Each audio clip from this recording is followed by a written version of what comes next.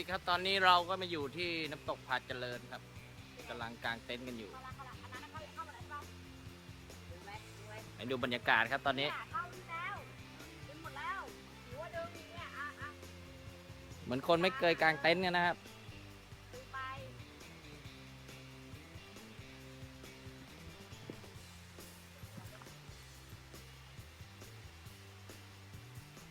สำเร็จไหมครับ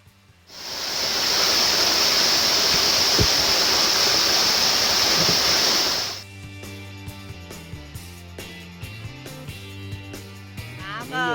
ยังไง เจ ครับ อกับผมอีกแล้วนะครับ ก็ตอนนี้เราก็อยู่จังหวัดตาก ก็อยู่ในอุทยานครับโคตรหนาวมากก็อยู่ในอุทยานผาเจริญครับ ก็มีน้ำตกได้ยินไหมฮะเสียงน้ำตกผมมองไม่เห็นว่าโคตรมืดนะ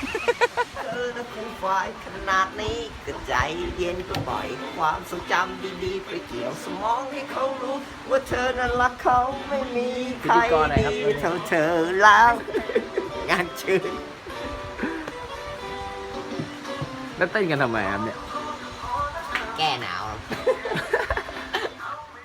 ตอนนี้หนาวก็หนาวมากเดี๋ยวให้ดูบรรยากาศอีกทีนะ แว่นดูแว่นดูแว่น กับสมาชิกวันนี้กี่ตัวแล้วครับเนี่ยเสื้อขอดูหน่อยครับว่าดาวขนาดไหน 1 2 3 3ข้างในมีเลกกิ้งข้างในอีกใส่เลกกิ้งเข้าไปอีก ดูนี่หนึ่งเข้ามาอีกหนึ่งนี่กางเกงนี่มีเลกกิ้งอีกนะ เยอะถุงเท้าก็มีนะถุงเท้าด้วย โอ้โหดูครับผมนี่ก็ลกไปหมดเลยหลายตัวแล้วเกินไม่ไหวหน้าเย็น 4 3 2 1แอคชั่นนะก็คือมัน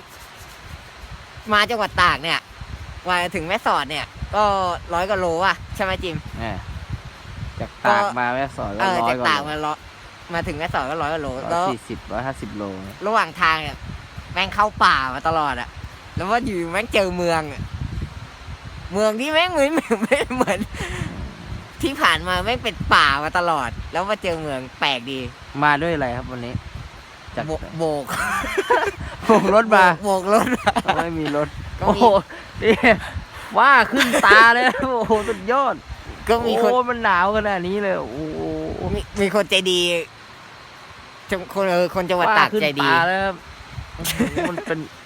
เป็นขนาดนี้เลยเนี่ย หนาวจริง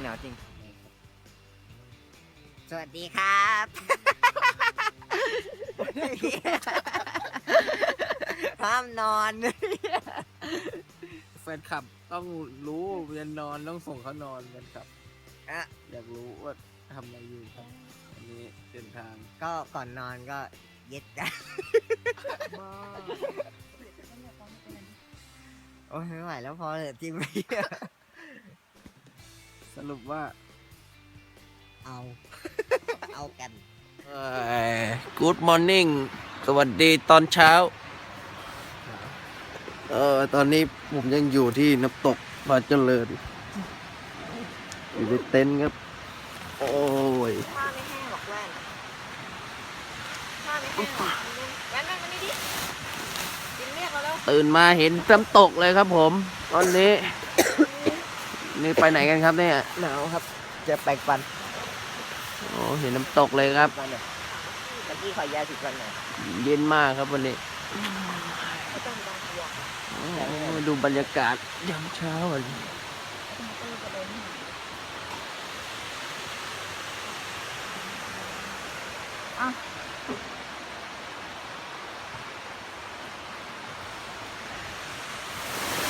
ตอนนี้เราก็ขึ้นมา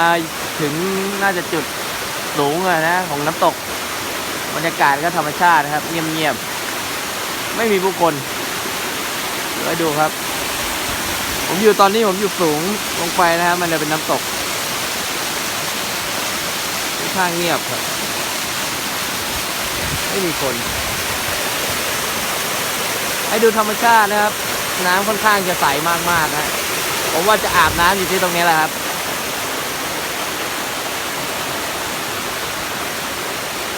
ก่อนที่เราจะไปพิชิตน้ำตกทีโรซูครับนี่มันน่าจะเป็นน้ำตกแม่น้ำสายเดียวกันนะครับที่ไหลลงมาแล้วเดินทางอีกยาวไกลเดี๋ยวขออาบน้ำก่อนครับผม